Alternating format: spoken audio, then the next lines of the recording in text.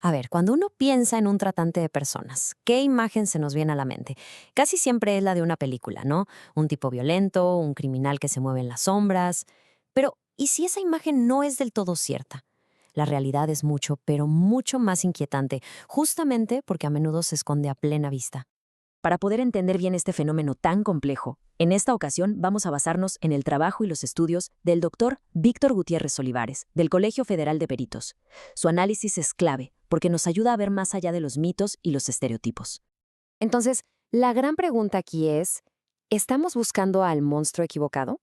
Porque la verdad sobre quién es realmente un tratante y, sobre todo, cómo opera, es mucho más sutil de lo que creemos. Y por eso mismo es mucho más peligrosa. Muy bien, vamos a entrarle de lleno. Primero, vamos a definir bien el delito para entender por qué no siempre se trata de un secuestro. Después, vamos a dibujar el perfil del tratante, con datos y psicología. Veremos cuál es su método principal, el engaño. Y claro, nos vamos a meter a su territorio de caza preferido hoy en día, las redes sociales. Y para cerrar, vamos a aprender a reconocer las señales de alerta. Ok, para empezar, es importantísimo entender el delito en sí mismo. La Oficina de las Naciones Unidas contra la Droga y el Delito, la 1DC, nos da una definición que, ojo, va mucho más allá de la idea del rapto o del secuestro. Miren, esto es fundamental para entender todo lo demás. La trata de personas se compone de tres elementos. Primero, un acto, como reclutar a alguien. Segundo, un medio, que sí, puede ser la fuerza, pero muchísimas veces es el engaño, el fraude o el abuso de una situación de vulnerabilidad. Y tercero, un propósito, que siempre es la explotación. Si estos tres elementos se cumplen, es trata, incluso si no hubo ni un solo golpe. Bueno, entonces, si no siempre es este secuestrador violento de las películas, ¿quién es el tratante? Pues los datos nos pintan un retrato que, la verdad, sorprende. Y no solo por quiénes son, sino por cómo piensan. Y es justo aquí donde el análisis del doctor Gutiérrez Olivares se vuelve tan importante. Su enfoque nos insiste en que dejemos a un lado las ideas que ya tenemos y nos pongamos a ver lo que de verdad dicen los números, los datos duros. Por ejemplo, fíjense en esto. Un análisis de sentencias en España reveló algo fuertísimo. El 92% de los acusados eran extranjeros. Esto nos grita que la trata es un delito con una dimensión transnacional enorme. No es nada más un problema local. Y aquí se rompe otro de los grandes estereotipos. Tanto los datos de la UNODC como otros estudios regionales nos muestran una y otra vez que una cantidad muy importante de los tratantes sentenciados son mujeres. Muchas veces ellas son las que se encargan de reclutar y de controlar a las víctimas. Un detalle que choca de frente con esa imagen del criminal que es exclusivamente un hombre. Ahora, aunque la trata tiene muchos fines, trabajo forzado, servidumbre, de todo, los casos que sí llegan a los tribunales muestran una realidad que es abrumadora. En el mismo estudio de España, el 85% de los casos judicializados tenían un solo fin, la explotación sexual. Ahora, ¿cómo es que lo logran? Entender su modus operandi es la clave de todo, porque su arma más poderosa casi nunca es la fuerza bruta, sino la manipulación psicológica. Y esto es un reflejo directo de su perfil depredador. Y esto lo deja clarísimo. Claro que existen los métodos violentos, por supuesto, pero las tácticas no violentas como el engaño, la manipulación y sobre todo el abuso de la vulnerabilidad son increíblemente comunes y efectivas. Con ellas construyen prisiones sin necesidad de barrotes.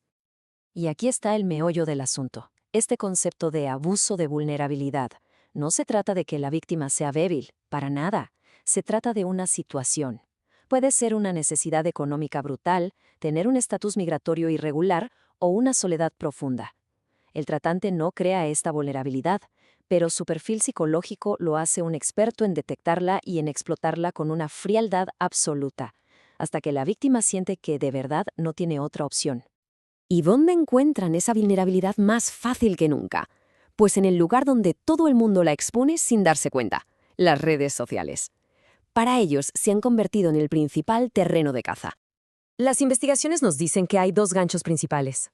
Casi la mitad de las captaciones en línea usan ofertas de trabajo falsas que prometen un futuro increíble. Y casi un tercio usan el llamado enamoramiento, que es una táctica de seducción totalmente calculada para explotar la necesidad de afecto. El proceso de enamoramiento es como un guión de película de terror. Primero, tejen toda una fantasía de amor y de aventura. Después, construyen una confianza total con muchísima atención, con regalos. El tercer paso, y es crucial, es aislar a la víctima. hacen que desconfíe de su familia, de sus amigos, y ya que la persona está sola y depende emocionalmente de ellos, es cuando se consuma el engaño. Y entonces usan frases como esta. Esto es un chantaje emocional devastador. No es una amenaza de te voy a pegar, es una amenaza de te voy a abandonar. Para alguien que ya fue aislado, que cree que por fin encontró el amor de su vida, esta amenaza puede ser mucho más poderosa que cualquier pistola. Y como lo subraya el doctor Víctor Gutiérrez Olivares en su análisis, el perfil psicológico del tratante moderno se define justo por este dominio de la manipulación. Son verdaderos depredadores emocionales, no tienen empatía y son capaces de identificar nuestras necesidades más humanas, el amor, la seguridad, un propósito, para convertirlas en sus armas de control. Bueno, con todo esto ya en la mesa, la pregunta es, ¿cómo nos podemos proteger? ¿Cómo podemos proteger a los demás? La parte final de este análisis se enfoca justo en eso, en las señales de alerta que de verdad todos deberíamos conocer. La 1DC nos da una lista de indicadores clave que hay que tener en el radar. Por ejemplo, preguntarnos, ¿esa persona tiene su pasaporte, su identificación? ¿O alguien más los guarda por ella? ¿Sus movimientos parecen controlados? ¿Parece que le da miedo hablar con la policía? ¿O que alguien más siempre contesta por ella? Otros signos son no recibir pago por su trabajo o no poder irse de ahí. Ojo, ninguno de estos por sí solo es una prueba, pero la combinación de varios es un foco rojo gigante. Y todo esto nos deja con una última reflexión. El rostro del tratante no siempre es el de un monstruo de película. Muchas veces es el de alguien que se gana la confianza, que ofrece un sueño. La trata no es solo un crimen de violencia, sino de la explotación de la vulnerabilidad. Y la verdadera pregunta que queda en el aire es, ahora que sabemos qué buscar, ¿seríamos capaces de reconocerlo si lo tuviéramos enfrente?